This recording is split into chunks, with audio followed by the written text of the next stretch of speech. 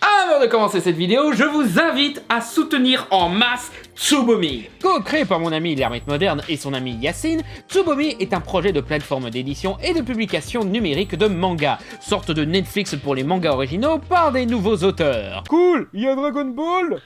Qu'est-ce que t'as pas compris dans originaux et nouveaux? Donc il y a une suite à Dragon Ball? Avec un abonnement mensuel, vous aurez un catalogue complet sur PC, tablette et smartphone, avec de nouveaux chapitres en pré-publication mois après mois, le tout avec en cadeau la Room, une chambre virtuelle que vous pouvez décorer avec des goodies à l'effigie de vos mangas préférés. Vous aurez une chambre de geek aussi cool que la mienne! Mais en plus compact, voilà, ça gère la place et tout. Si le projet vous intéresse, la page Ulule est en ligne, lien dans la description. Merci pour votre soutien et bonne vidéo à tous.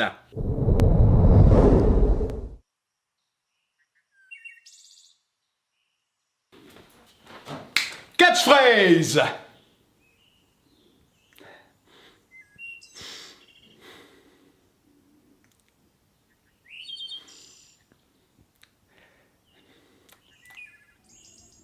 Remarque insultante teintée d'ironie.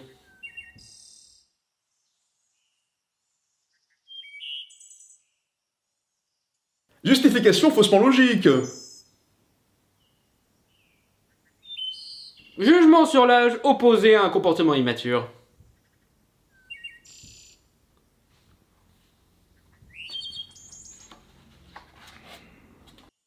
Référence à la culture indienne. Remarque raciste. Confirmation de la remarque précédente.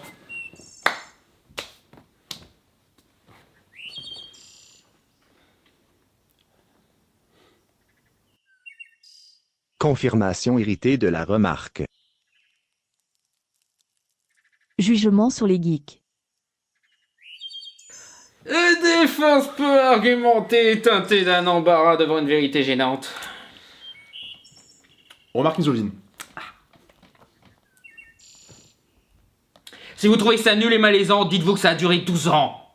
Catchphrase! C'est une série racoleuse sur les geeks. On les a fait minables, puceaux et pathétiques. Attends, les personnages sont tous des gros clichés et stéréotypés. Ils font toujours des blagues mal branlées. C'est drôle parce que c'est vrai. Ils font des références à Star Trek et à Doctor Who. Ça fait une série pas drôle du tout. Non! Il y a 2 ans s'est arrêté The Big Bang Theory, une sitcom de merde populaire qui a duré 12 saisons de trop, créée par le mec qui a fait le générique de Tortue Ninja, qui était déjà responsable d'une autre sitcom de merde considérée comme l'une des pires de l'industrie télévisuelle, et qui s'est démarqué du reste des sitcoms par son sujet, les geeks et les nerds. Sujet déjà traité par beaucoup de comédies et séries dans le passé, mais The Big Bang Theory accomplit l'exploit de ne retenir aucune leçon de ses précédentes créations, et de rester dans une mentalité des années 60 pour offrir une représentation stigmatisante des personnes qu'ils essayent d'exploiter, le tout avec un humour à peine digne de Cyprien. Pas le youtubeur, le film tout pourri avec Elise Moon. Je te clique, je te double-clique, je te mets dans la corbeille et je la vide. Quoi, tu sais ce que t'es? T'es un laserdisc, un truc qui existe même plus. Oh non, Firewall. Et c'est pour ça que je hais cette putain de série de merde. Je veux dire, les geeks ont déjà des gros problèmes d'image avec tous ces connards qui prétendent défendre des licences quand ils attaquent des femmes, alors on n'a pas besoin que cette daube rajoute, tu vois. Je sais que certains vont défendre la série en disant que la représentation n'est pas si mauvaise, voire que la série a permis aux geeks d'être plus acceptés dans la culture populaire. Je mets ça plus sur les années 2000 où le succès des films geeks comme les adaptations Marvel, Le Seigneur des Anneaux, Matrix et les séries DC Comics comme Smallville ou Arrow, qui ont permis de toucher un public plus éloigné des comics et livres de SF ou de fantasy, rendant ces univers plus mainstream, et rendant plus positive la figure du geek et du nerds. Regardez le documentaire Suck My Geek qui montre que ce phénomène avait commencé avant même la première saison de cette série. Je suis même sûr que certains défendront la série en disant que l'humour est subjectif, et ouais, on a tous nos sitcoms pas drôles qu'on aimait bien regarder étant gosse quand on découvre les bases de l'humour. J'avais beaucoup Cousin Skeeter quand j'étais gosse, donc je vais pas vous reprocher de trouver Big Bang Theory drôle même si la série est ratée. Seulement, non. L'humour n'est pas subjectif. C'est ce qui nous fait rire qui est subjectif. L'humour, par contre, peut être analysé et jugé sur sa maîtrise. Et déjà, le format de sitcom que la série reprend était déjà d'un désuet ridicule à l'époque où de bien meilleures séries du même genre, comme Scrubs, Earl, The Office, Malcolm et j'en passe, avaient compris que c'était débile de continuer la formule décor 3 murs cheap, quelques caméras fixes et rire enregistré constant. Sérieusement, cette série te prend par la main niveau humour. Il décide pour toi à quel moment tu dois rire et à quel moment tu dois trouver une réplique maligne. Et les rires durent tellement longtemps que ça en devient prétentieux et malaisant avec les acteurs qui font la pause en attendant que les faux spectateurs arrêtent de rire et puissent entendre la blague suivante. Et ça, c'est sans parler des fois où on te balance des abeilles dans la gueule quand t'as un baiser. Même How I Met Your Mother, qui reprend la formule rire enregistré, a su mieux jouer avec pour ne pas perdre en dynamisme et en ambition. Là où Big Bang Theory reste dans sa fainéantise, ressortant les mêmes situations comiques vues 1 milliard de fois. Et vous savez ce qu'on dit sur les meilleures blagues ? Ce sont les plus courtes. Les personnages de Big Bang Theory sont les mêmes archétypes de célibataires losers qu'on se tape depuis Happy Days, donc les années 70. Et les gags se concentrent que sur leur envie de baiser. Parce que cette série a tellement pas d'idée de véritable humour qu'il se concentre sur le plus petit dénominateur commun, limitant les personnages à des caricatures insultantes et détestables, au point d'en faire des connards à la limite du criminel sexuel. Ça peut être drôle, bien sûr, si t'assumais que c'était des connards et que tu les stigmatisais là-dessus, comme le fait Philadelphia ou South Park, au lieu d'essayer de les rendre mignons, attachants et les normaliser à coups de « mais ce sont des geeks ». Mais ça, on va pas trop en parler dans cette vidéo. Beaucoup de vidéastes ont déjà expliqué en quoi cette série est tout simplement mauvaise et indéfendable. Je peux vous conseiller pas mal de vidéos qui décortiquent l'humour malaisant de cette série, comme celle de Licarion sur le sujet, ou celle de Wisecrack, ou les vidéos de Pop Culture Détective qui expliquent en long, en large et en travers les mécanismes des blagues misogynes de la série. On a l'embarras du choix pour les vidéos expliquant en quoi la série est pas drôle, sexiste, raciste, homophobe, psychophobe. J'en ai même vu critiquer l'aspect scientifique de la série. Une série sur des scientifiques qui merdent en science pour dire à quel point elle a rien pour elle cette série. Ainsi, je vais plutôt critiquer l'un des derniers angles inexplorés de la série et un sujet qui me tient à cœur, la culture geek. Beaucoup ont déjà critiqué le fait que l'humour de la série repose plus sur de la référence qu'à de la vraie maîtrise du sujet pour en faire un commentaire ou une satire des geeks. The fate of Doctor Who's TARDIS will be decided by a Game of Thrones inspired deathmatch on the battlefield of Thundercats versus Transformers. Fuck you! Where was the joke? He just fucking named a bunch of shit! How is this comedy? Why are you laughing? Why? Et ce n'est pas exagéré. Le simple fait que Sheldon ait un toaster Battlestar Galactica ou dise un truc scientifique se voit suivi d'un rire enregistré. Comme si le simple fait d'aborder ces sujets était drôle en soi et mérite d'être moqué. Je veux dire, dans Stargate SG-1, quand Carter balance son blabla scientifique, c'est pas le blabla en lui-même qui est drôle, c'est le long silence et la tronche que tire O'Neill parce qu'il n'a rien compris. Ça ne moque pas l'intelligence de Carter, ça moque la stupidité d'O'Neill qui a des épisodes de Simpson à la place du cerveau. Là où Big Bang Theory moque la connaissance et l'intelligence comme des brutes d'école stéréotypés qui crient NERD. L'argument de vente principal de cette série, c'est le côté geek, et c'est le pire aspect de cette série. Ça et le sexisme. Et le racisme, et l'homophobie. Bon, ok, c'est pas le pire aspect, mais c'est quand même catastrophique, quoi. Je veux dire, c'est le sujet principal de la série. Et c'est pour ça que je trouve pertinent d'étudier les références et affirmations sur la culture geek et démontrer en quoi elles sont très régulièrement à côté de la plaque. Il y a des fois où ils ont juste, mais quand ils ont juste, c'est parce que c'est des banalités que tout le monde a déjà acquis. Donc, au moment où j'ai écrit ce texte, j'en suis à la 6ème saison. Je n'ai pas encore fini la série parce que après la 1000e blague sur les juifs, j'ai jeté un coup d'œil à mes notes et j'ai remarqué que ça dépassait les 19 pages. Donc je me suis dit, ouais, cette vidéo va avoir une suite, plusieurs suites. J'ai fait un générique spécial parce que je compte le réutiliser en fait. Et si vous trouvez que je suis un névrosé qui chipote sur votre série préférée, bah vous devriez trouver ça drôle vu que c'est le principal trait de personnalité de votre Sheldon chéri. Et en preuve de bonne foi, on va d'abord parler d'un truc que je suis sûr certains vont ramener sur le tapis.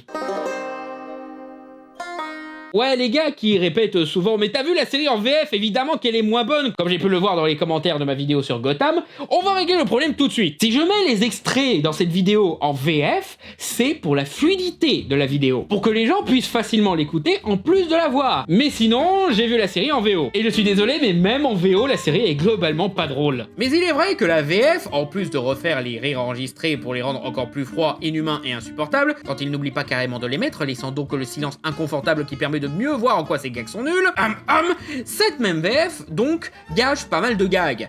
Gâche encore plus, disons. On parle d'une VF qui n'a même pas fait l'effort de donner une voix aiguë à Sheldon dans un gag où il respire de l'hélium, pour dire le travail bâclé. Et niveau référence, la plupart des VF galèrent déjà en général. Même dans les blockbusters comme Avengers, qui remplacent une blague sur Legolas par une blague sur Robin des Bois. Au cas où ça existe, des gens qui connaissent pas Legolas. Donc bien sûr, une série qui repose essentiellement sur les références, ça les emmerde. Que ce soit parce qu'ils partent du principe que les gens vont pas comprendre, donc on ne traduit pas et on remplace, ou parce que les personnes chargées de traduire n'ont pas le même bagage culturel geek et ont fait aucune recherche sur les références balancées. Car apparemment, c'était pas obligatoire de comprendre un texte pour le traduire. Je ne savais pas moi-même. Ainsi, la VF de Big Bang Theory rajoute des erreurs supplémentaires. Donc, parce que ces erreurs-là, ce serait un petit peu injuste de les reprocher à la série elle-même, on va en faire un chapitre à part. Ok, on oublie le costume de Flash Gordon, on va tous se changer, d'accord?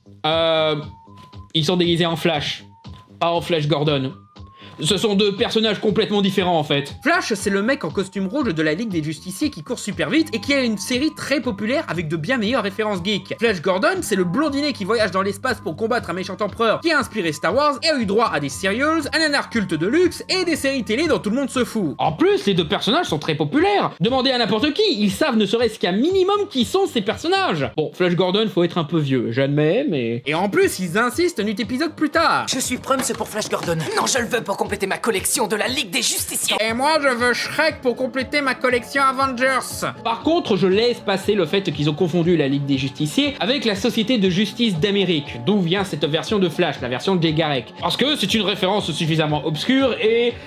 c'est juste la Ligue des Justiciers des années 40 en fait. Donc, erreur compréhensible, même certains geeks font cette erreur, et je suis pas chipoteur à ce point. Et pour critiquer vite fait concrètement la série, leur dilemme de tout le monde est déguisé en Flash a une solution très simple. Toi t'es Barry Allen, toi t'es Wally West, toi t'es Bart Allen, et toi t'es Jay Garrick qui voulait pas mettre son casque d'Hermès.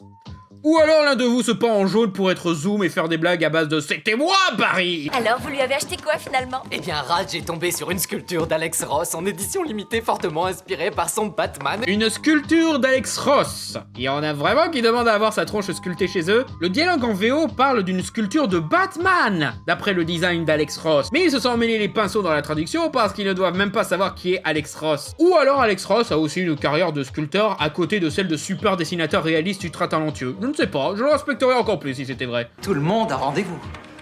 Même toi, Mario, toi qui drague la princesse Pêche. Alors, celle-là, elle est pas mal, parce que je n'avais jamais entendu qui que ce soit traduire le nom de Princess Peach par Princesse Pêche. Je veux dire, erreur compréhensible quand il connaît pas en jeu vidéo, bien sûr, mais... Sérieusement? Toujours rien, le Mars Rover ne répond pas. Réfléchissez, il y a forcément d'autres possibilités. T'as qu'à appeler Terminator. Ok, là, ils ont rajouté une référence au pif, car en VO, ils proposaient juste d'appeler une dépanneuse. Ce qui est techniquement une blague appropriée à la situation, où ils ont planté dans le décor un robot envoyé sur Mars. Et logique avec la phrase suivante. Mais d'après le calendrier de la NASA, il va pas se pointer avant 35 ans. En quoi le Terminator mettrait 35 ans à venir? Il a une machine qui lui permet de voyager dans le temps et l'espace. Et bien sûr, pourquoi envoyer le Terminator réparer un robot? Tu vas aussi l'envoyer pour chercher tes nouilles au restaurant? Ensuite, je suis allé à Cambridge. C'était génial. Non seulement parce que c'est très réputé, mais aussi parce qu'on se croirait à Poudlard. Ça se prononce pas comme ça, Poudlard. Le D à la fin est silencieux. Je crois à une société sans distinction de sexe, comme dans Star Trek, où femmes et hommes de toute race et croyance travaillaient ensemble sur un pied d'égalité. Tu veux dire qu'ils étaient assez évolués pour inventer un vaisseau interstellaire, mais pourtant, c'était une femme noire qui répondait au téléphone. Ah, qu'est-ce que j'ai passé comme bon temps sous la douche avec le lieutenant Ur. Non plus, c'est Uhura. Tu viens d'éteindre la télévision au milieu de l'épisode Tribulation, le crossover entre Deep Space Nine et la fameuse patrouille du cosmos? Alors celle-là, elle est prodigieuse. C'est techniquement pas une erreur, mais limite, ils ont fait trop de recherches pour celle-là. Si vous vous dites, mais c'est quoi cette série obscure, la patrouille du cosmos? Je connais pas du tout. Si, vous connaissez au moins deux noms, c'est le titre québécois de Star Trek. Et comme aucun membre de l'équipe de la VF ou de la société ne sont québécois, je vais partir du principe qu'ils ont pris le premier titre français qu'ils ont trouvé, et qu'ils vivent dans une dimension parallèle où Star Trek serait un truc pas connu qui a besoin qu'on traduise le titre pour comprendre ce que c'est. Et Tortue Ninja, chevalier des cahiers de vinyle, Kawabunga. Est-ce que j'ai besoin d'expliquer? Et oui, ça vient de la VF, parce qu'en VO, il la chote correctement. Il y a intérêt, la série a été créée par celui qui a fait ce générique. Spider-Man, prends-lui Spider-Man. Waouh! Il prononce à l'anglaise Spider-Man et non à la française Spider-Man. Pas vraiment un reproche, ils peuvent s'ils veulent, mais c'est étonnant. C'est comme s'il connaissait pas Spider-Man et qu'il savait pas que tout le monde disait Spider-Man. L'incroyable Spider-Man, le grand pouvoir de Spider-Man, les merveilleuses aventures de Spider-Man. Là par contre il y a une erreur, une liberté de traduction un peu conne. Le grand pouvoir de Spider-Man, en fait en VO c'est Ultimate Spider-Man. Traduisez les titres qui ont une traduction, ou au moins dites l'Ultime Spider-Man, inventez pas des trucs comme ça quoi. Et pour finir, une erreur de maternelle. Vous allez acheter ce numéro? Oui, c'est le numéro 22, avec la première apparition de Hellboy. Non, c'est le numéro 21 qu'elle a dans la main. Faudrait revoir ces chiffres anglais, les chargés de la VF. Il y en a sûrement d'autres, notamment dans les saisons suivantes, parce que, encore une fois, je suis pas arrivé à ce stade-là. Mais pour le moment, c'est tout ce que j'ai repéré. Donc, passons au vrai défaut de la série. Eh bien, je soutiens que dans l'hypothèse où la mort de Batman serait permanente, le tout premier Robin, Dick Grayson, serait le successeur logique du Batmasque. Ah, ce bon vieux débat sur qui deviendrait Batman à la place de Batman. Allez-y, expliquez-moi en quoi ça ne serait pas Terry McGinnis. Dick Grayson est devenu Nightwing, un super-héros tout à fait à part. Ça et le fait que Nightwing a tout un complexe sur le fait d'être dans l'ombre de Batman, et qu'il a été inspiré par les Titans à ne plus chercher à être comme lui. Donc le faire devenir Batman, ce serait une régression, tu vois. Je comprends ceux qui veulent que ce soit Dick qui reprend le costume, mais pour le personnage, c'est mieux que... Batman 2 doit forcément être le second Robin, Jason Todd. Quoi? Jason Todd? Mais t'es taré? Mais jamais de la vie! Le mec est devenu complètement baboule et il tue des gens! Bon, Batman aussi il tuait des gens, mais Jason, lui, il est persuadé que c'est la seule solution pour combattre le crime! Et vu que ton seul argument contre Dick était qu'il était Nightwing, Jason Todd est Red Hood, donc ça marche pas non plus. C'est Batman qui a un secret. Mais non, Alfred a des secrets aussi. Ah oui, comme quoi? Alfred sait que Barbara Gordon est Batgirl. Batman aussi le sait. Ça fait des années qu'il le sait. C'est un petit peu un détective, tu sais. Il connaît un minimum les personnes avec qui il collabore quand même. D'ailleurs, je ne suis pas le seul à avoir un secret, n'est-ce pas? Batgirl. Oh, mais comment? Quand on est Batman, on doit tout savoir. On est une sacrée bande de geeks. Non. Pourquoi William Shatner n'est pas dans le dernier Star Trek? Parce que son personnage est mort depuis le film Star Trek Génération. Oups. Est-ce que tu as vu Star Trek? Je te parle du film. Non. Tant mieux, c'est nul. Cependant, on y découvre que lorsque Spock perd malheureusement tout sens de la logique à cause des sentiments provenant de sa moitié humaine, il a pu les réprimer grâce à la discipline mentale de Colina. Et échoue à chaque fois qu'il essaye. Surtout dans les films. Même mieux, le film que t'as pris en exemple, confirmé en VO comme étant le premier film Star Trek, tout repose sur le fait que Spock a de l'empathie pour l'entité que l'Enterprise affronte, qu'il fut incapable de se séparer des émotions de sa partie humaine, et où il y a carrément un moment où il pleure pour l'entité. Donc pas un bon exemple de contrôle de ses sentiments en fait.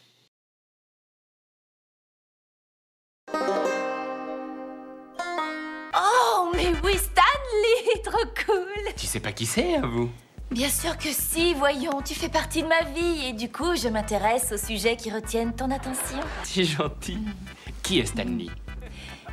Il était dans Star Trek. Alors, celle-là, elle est pas mal, parce que la blague repose sur le fait que Penny se gourre en disant ça. Sauf qu'elle a raison. À une époque, la licence Star Trek était dérivée en comics sous la tutelle de Marvel. Stan Lee en présentait même certains en préface. Et un personnage portant son nom peut être trouvé dans Planète X, le roman crossover entre X-Men et Star Trek Nouvelle Génération. Donc, ouais, techniquement, Stan Lee était dans Star Trek. You are technically correct. The best kind of correct. C'est un petit peu humiliant quand le stéréotype de la blonda signarde, il connaît mieux en culture geek que les soi-disant geeks de la série. Star Wars? Non. Plus ou moins, il a travaillé sur les premiers comics Star Wars qui étaient sous la tutelle de Marvel et ceux qui ont initié l'univers étendu. On peut même suggérer qu'il a participé à créer les bases de l'univers étendu Star Wars.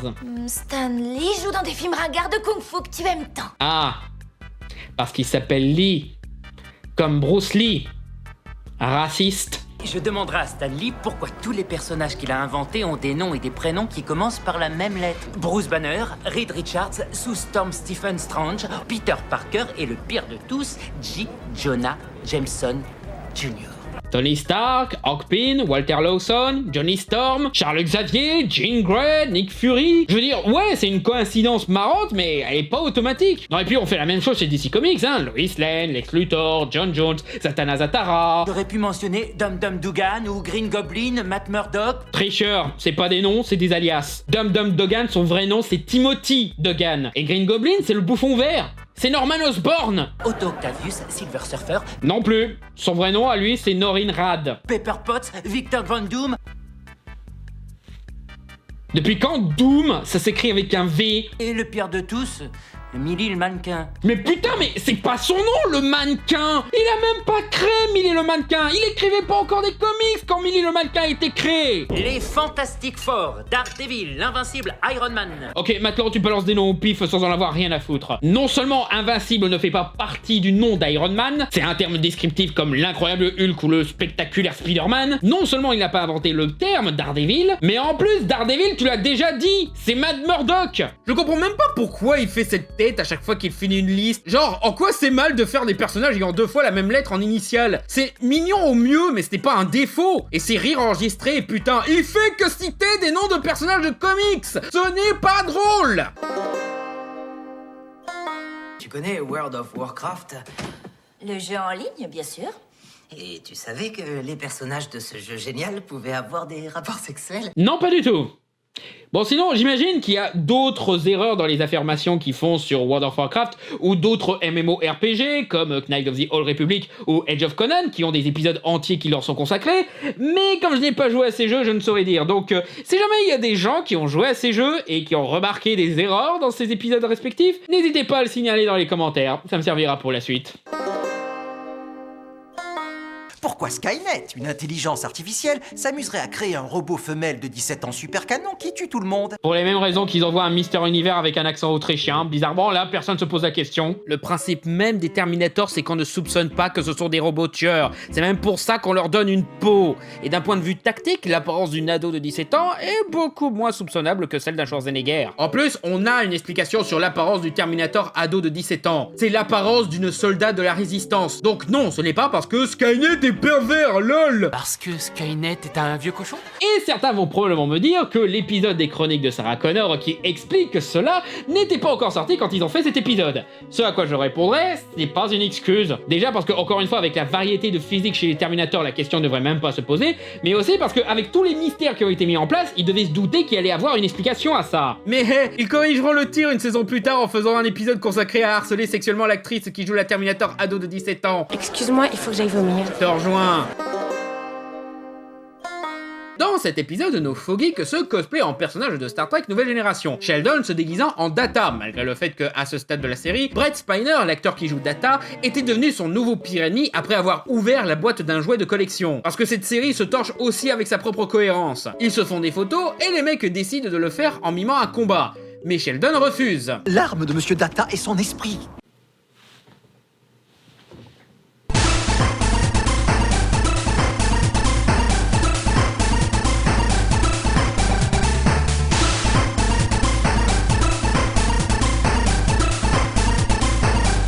Vous n'avez jamais vu Star Trek, pas vrai? Je sais que Monsieur Data n'est pas censé sourire, mais c'est plus fort que lui. Donc vous confirmez?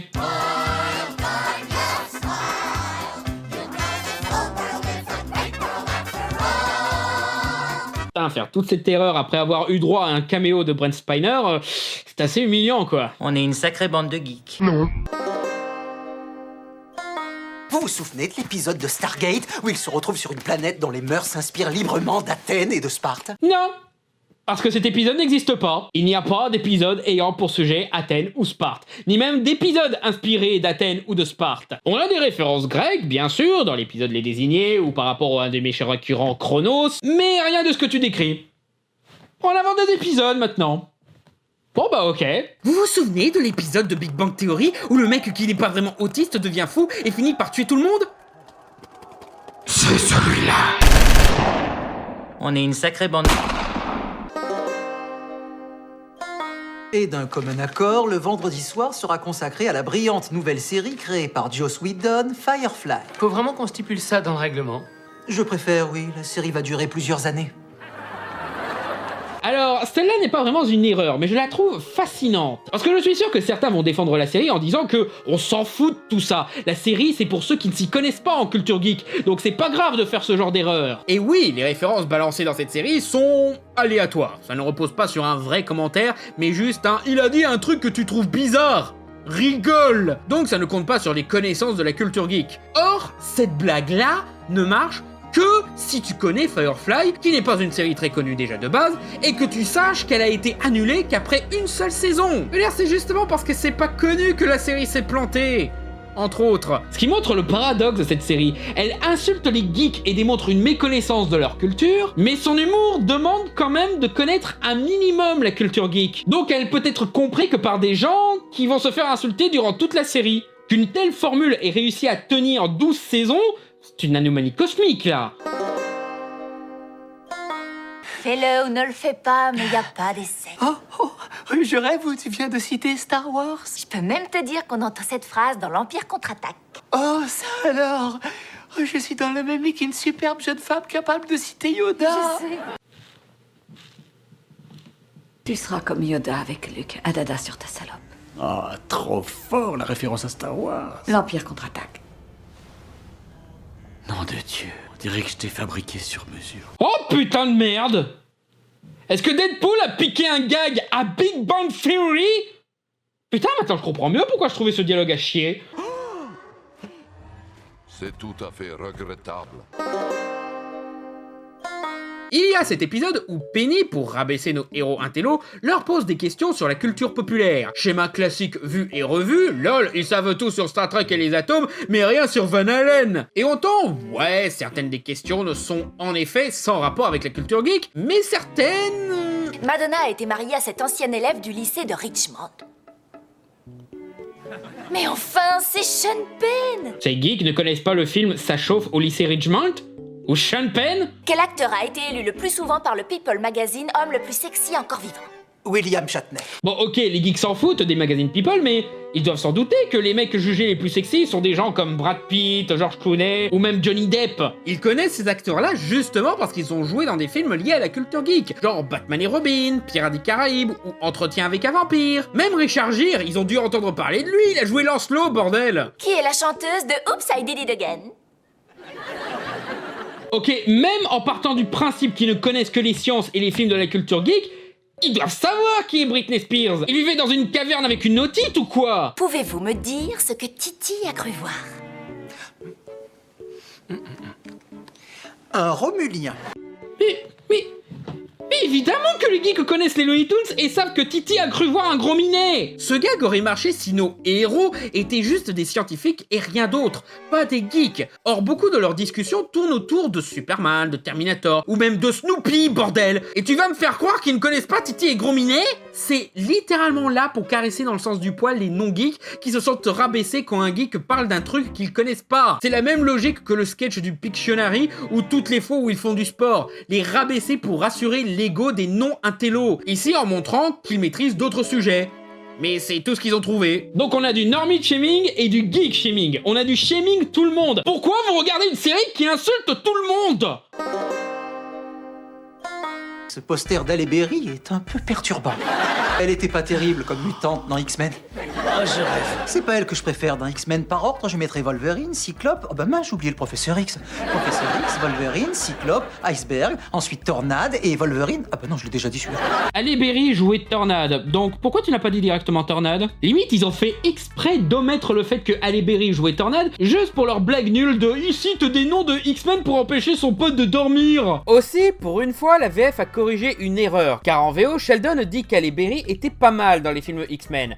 Or, les fans des comics X-Men n'aiment pas du tout la version Halle Berry de Tornade, qu'ils trouvent trop faible et insignifiante alors que dans les comics c'est une déesse badass super cool. Moi j'ai rien contre son interprétation, ça marche dans les films eux-mêmes, mais bon je suis pas le plus représentatif des fans d'X-Men. Je n'aime pas les comics ou la série d'animation, je préfère les films de Bryan Singer et Matthew Vaughn. Mais le but de cette vidéo n'est pas de dire je ne suis pas d'accord avec telle affirmation, mais ce qu'il dit sur les geeks c'est de la merde. Par exemple quand nos héros crachent sur le script d'SOS Phantom 2, sur le Star Trek de J.J. Abrams ou sur la prestation de Ben Affleck en Daredevil, je ne suis pas d'accord, mais je suis conscient que ces films n'ont pas fait l'unanimité parmi les fans, donc ce n'est pas une erreur, donc je passe. Et là, même si je suis d'accord que Halle Berry était pas mauvaise dans ces films, désolé, mais ça n'est pas la pensée populaire. Du coup, je trouve ça bizarre que ces stéréotypes de geeks disent apprécier Halle Berry. Non, Sheldon, tu te plantes, Wolverine n'est sûrement pas né avec des griffes. Howard, tu sais que je suis extrêmement brillant. Tu ne crois pas que si je me plantais, je le saurais? Alors, il n'est pas né avec les griffes, voilà, parce que les pouvoirs des mutants se développent généralement à l'adolescence, donc techniquement c'est Howard qui a raison. Par contre, si la question c'est les griffes de Wolverine, c'est son pouvoir ou un truc rajouté par le programme X, Eh bien, les deux ont raison. Parce qu'en 2001, on a fait la mini-série Wolverine Origins qui redconne les origines de ses griffes comme étant un pouvoir et non un truc rajouté par le programme X, comme c'était auparavant. Dans Wolverine Origins mini-série numéro 2, page 22, il a des griffes osseuses rétractables, c'est clair? Et oui, c'est pour ça qu'il a des griffes osseuses dans X-Men Origins Wolverine. Perso, je suis pas fan de ce changement, je trouve plus logique que les griffes soient un rajout par le programme X, parce que ça collait avec l'idée de transformer un mutant en arme. Non, parce que sinon, vous lui avez juste solidifié les os. C'est pas ouf. T'aurais le même effet avec du yaourt en fait. Par contre, ça m'étonne que Sheldon accepte et défende un retcon comme celui-là. Surtout que quand il parle de Batman, il reste dans une interprétation pré-Infinity Crisis. Tu oublies que l'intrigue du Nouvel Ordre Mondial a rétabli Joe Chill dans la mythologie de Batman? Je n'oublie rien du tout et je n'aime pas trop ce ton-là. Ouais, encore une fois, la VF a pris une liberté pas ouf pour traduire Infinity Crisis. Hein, donc. Ce qui démontre que Sheldon n'accepte pas facilement les retcons, ce qui collerait avec ses névroses habituelles où il déteste le moindre changement. Donc... pourquoi défendre celui-ci? Quel est le personnage le plus courageux de l'univers Marvel? Celui qui fait le maillot de Miss Hulk. Comme d'habitude, vous avez tout faux. Le médecin qui examine la prostate de Wolverine est un téméraire et remporte haut la palme. Alors, la blague, c'est que Sheldon prend trop au sérieux une blague de ses potes, mais ça ne marche pas. Parce que Wolverine n'a pas besoin d'examen de la prostate ou d'examen tout court, car il a le pouvoir de régénération, ce qui l'empêche d'avoir des problèmes de santé. Tu sais que c'est plein de gras, ça va te boucher les artères à la longue. Tu t'inquiètes pour moi, c'est très gentil à toi. Tu crois que Wolverine a une prostate en adamantium? L'opération de Wolverine consistait à solidifier ses os avec de l'adamantium. La prostate n'est pas un os. Et je m'inquiéterais bien plus par rapport au cœur, les poumons et d'autres organes un peu plus inquiétants, tu vois.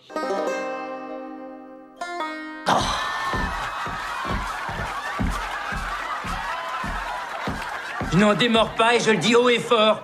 Aquaman, ça craint.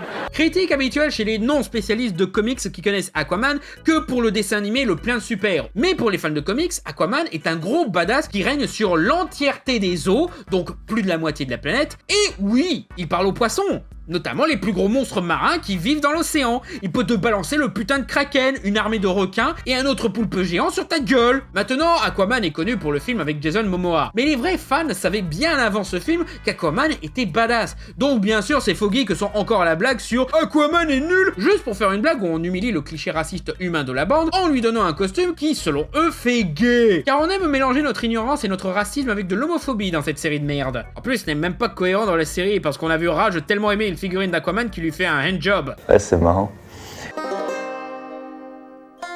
Mais depuis quand Wonder Woman est-elle blonde? Depuis 1974. Re-oups. Dans cet épisode, Sheldon est tout content parce que sa mère lui a envoyé sa vieille Nintendo 64. Et donc il se prépare une partie de Mario 64. Je prépare les boissons et je m'éclate à fond sur Mario comme au bon vieux temps. Oh, elle m'a même envoyé la carte mémoire. Je pourrais continuer mon jeu commencé en 99 quand je souffrais d'anémie pernicieuse. La carte mémoire est inutile pour Mario 64. Les sauvegardes se font directement dans la cartouche. Et de la visite, ça va être difficile. Aucun problème, j'ai 3 manettes, plus on est de fou, plus on rit. Jouer à 3 sur Mario 64 ? Non mais sur Nintendo DS peut-être, mais sur Nintendo 64 pas du tout. Et pour ceux qui posent la question, non, il ne parle pas de Mario Kart qui est jouable jusqu'à 4 et qui utilise la carte mémoire. Pour les ghosts. Pas pour sauvegarder la progression, comme il le disait. Il confirme que c'est bien Super Mario 64 et utilise les bruitages de ce jeu précis. Sheldon? Qu'est-ce que tu fais? Je joue à Super Mario avec un émulateur dont les codes sont complètement pourris. On est une sacrée bande de geeks.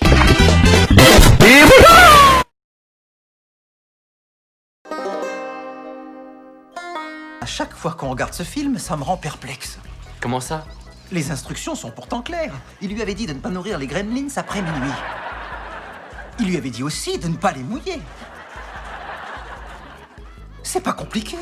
Waouh, impressionnant. Tu affirmes ça tout en regardant le film qui montre parfaitement en quoi les infractions en règle sont des accidents. Billy n'a pas fait exprès de verser de l'eau sur Gizmo. La seule fois où il l'a fait exprès, c'était pour laisser un cobaye à un scientifique voulant l'étudier. Raisonnable. Et pour ce qui est de les nourrir après minuit, Billy pensait qu'il n'était pas encore minuit à ce moment-là, parce que son réveil a été saboté. Il s'en est rendu compte que trop tard. Et il a essayé d'empêcher le chef des Gremlins de sauter dans la piscine. Mais il a juste pas réussi. Dire que les personnages sont cons de ne pas suivre des règles très simples n'est n'est pas une critique recevable, parce qu'ils ne font pas exprès d'enfreindre ces règles. Encore plus con, c'est Sheldon qui dit ça. Le mec, il réfléchit trop à la logique des fictions. Donc pourquoi il pose cette question et pas les habituels? Minuit à partir de quel fuseau horaire? Ou après minuit, ok, mais à partir de quelle heure il peut remanger alors? Ou toutes les questions que Gremlins 2 a déjà balancées. Qu'est-ce qui arrive s'il y en a un qui mange à 11h du soir, mais qu'il lui reste un morceau de nourriture coincé entre les dents? Quand le sujet dont tu essayes de te moquer se moque déjà de lui-même bien mieux que toi, c'est que t'as tout raté dans la vie. Désolé, mais je refuse de regarder la série Clone Wars avant d'avoir vu le film Clone Wars. Pourquoi il y a un rire enregistré? LOL, il veut voir une série dans l'ordre? Bah non, c'est pas con du tout. Le film, c'est le tout premier épisode de la série. C'est celui qui introduit Ashoka, bordel de merde. Donc c'est normal de vouloir voir le film avant la série. Je préfère que George Lucas me déçoive dans l'ordre qu'il a choisi. Waouh, même cette conne de série nulle à chier en culture geek est parfaitement conscient qu'à l'époque, les fans détestaient George Lucas. Donc pourquoi il y en a toujours qui croient encore que la prélogie a toujours été appréciée? Et pour conclure, le gros morceau du lieu récurrent de cette série. Oh, il est trop mignon ce petit magasin. Ça alors? Tout le monde me regarde, pourquoi? Ne t'en fais pas, ils ont plus peur de toi que tu n'as peur d'eux. Va te faire foutre, conne de série de merde! Une fille qui aime les comics et qui en achète en magasin, mais c'est du jamais vu! Si! Il y a des tas de femmes fans de comics qui lisent des comics, achètent des comics, gèrent des sites, forums, pages Facebook et Twitter de fans de comics. Il y en a même qui ont des chaînes YouTube où elles parlent de comics et même qui écrivent et dessinent des comics. C'est encore plus détestable dans le contexte de Comicsgate et de la place des femmes dans les fandoms et l'industrie qui sont d'ailleurs stigmatisées et qualifiées de faux fans parce qu'elles sont trop jolies pour aimer les comics. Donc vous vous traitez vous-même de moche là en fait. Ou qui se font carrément harceler quand elles essayent d'influencer l'industrie, corriger des problèmes sexistes, ou juste faire un film trop féminin pour certains. Suffit de voir ces Skrulls qui essayent de détruire Captain Marvel et Birds of Prey pour faire croire que c'est une erreur de considérer le public féminin et de leur offrir de quoi s'amuser à elles. Pourquoi je suis surpris?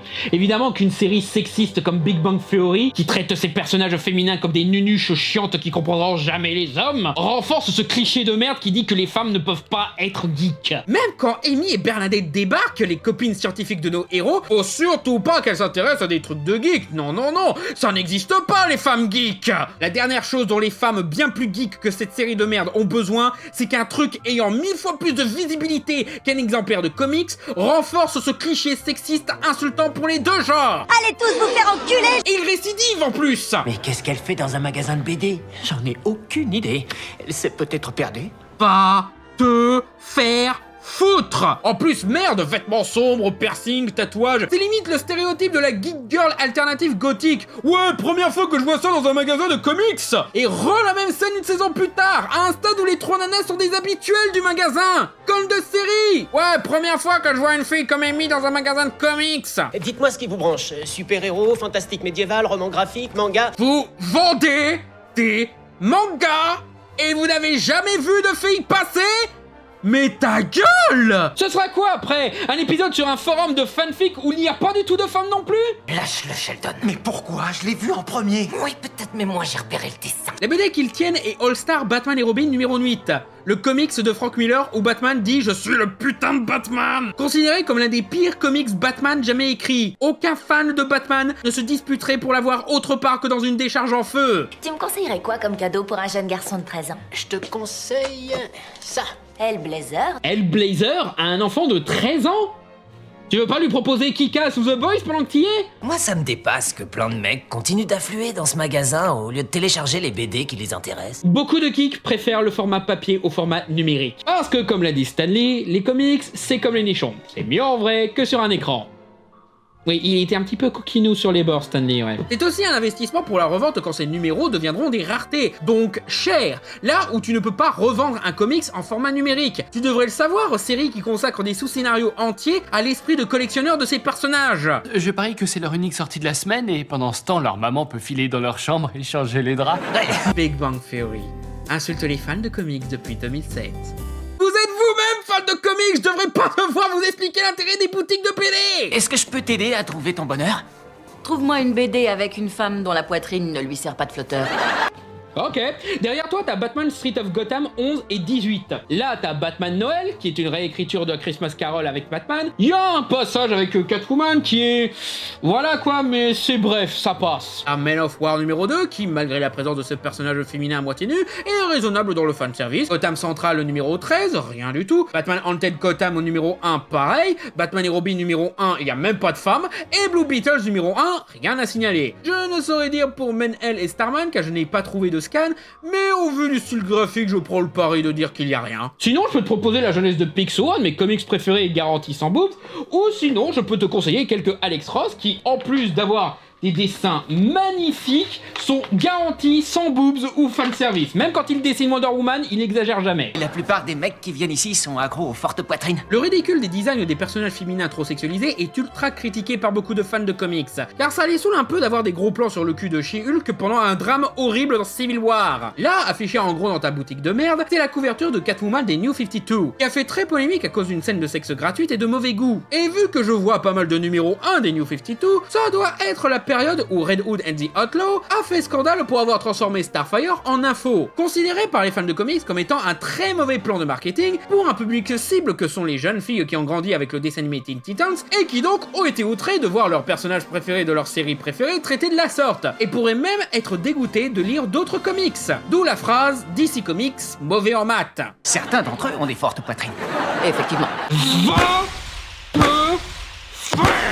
Je commencerai par le numéro 1 de Fable, si j'étais vous. Les dessins sont sophistiqués, c'est bien écrit, et les femmes ne sont pas des objets ou des stéréotypes. Ah bah tu vois que ça existe des comics en fanservice, en douille. Oh, Thor, il est super canon. Oh putain, vous voyez que c'est normal de sexualiser à fond les femmes. On fait pareil pour les hommes et les femmes s'en plaignent pas de ça bizarrement. Des de séries qui renforcent les clichés sexistes.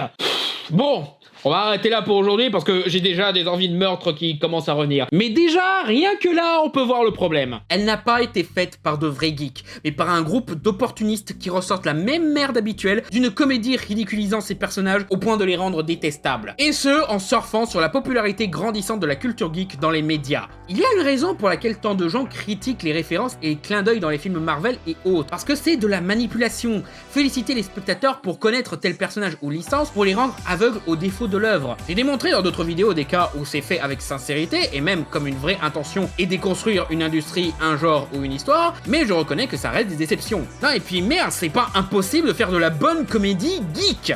Robot Chicken, Futurama, South Park, Rick et Morty, les films Lego, Kevin Smith et Edgar Wright ont bâti leur carrière en faisant de la comédie référentielle geek. Même moi, ça fait plus de 10 ans que je fais de la comédie sur la culture geek. Je fais un meilleur travail que vous et je suis loin d'être un professionnel, merde à la fin. Rien que Community, la série que beaucoup comparent à Big Bang Theory. C'est genre un Community en moins bien. Ah, j'ai oublié.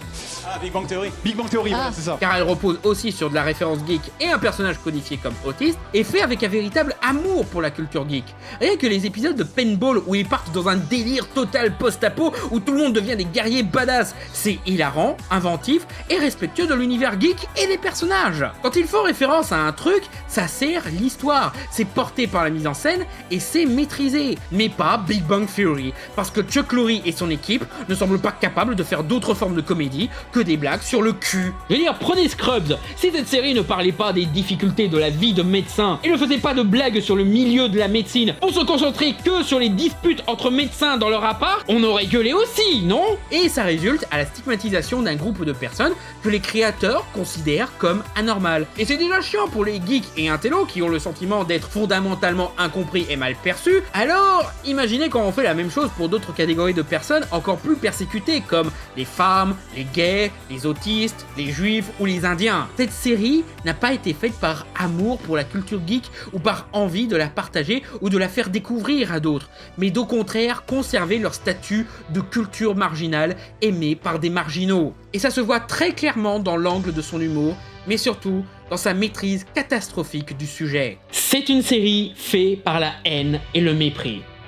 Ouais ben, Big Bang Theory, je te renvoie mon mépris. Mais tu n'auras pas ma haine aujourd'hui. Je te la garde pour bientôt. Bon, pas la prochaine vidéo, hein, on va varier un petit peu, mais pour bientôt. Catchphrase. Merci d'avoir regardé cette vidéo, n'hésitez pas à liker, partager, commenter et vous abonner. Et si vous voulez soutenir l'élaboration et l'amélioration de mes vidéos, vous pouvez déposer un don sur mon Tipeee, lien dans la description, où vous aurez droit à des exclusivités comme voir un Fermez-la un jour en avance, votre nom générique, des badges et t-shirts, un choix de jeu pour un live ou de film à critiquer pour une petite vidéo sur la chaîne. Mais vous pouvez aussi déposer un don sur Utip, lien aussi dans la description, pour les exclus, mais surtout pour des tas de goodies, t-shirts, sweats, mugs, coques de téléphone et même des stickers. J'espère que la vidéo vous a plu et à bientôt sur Fermez-la.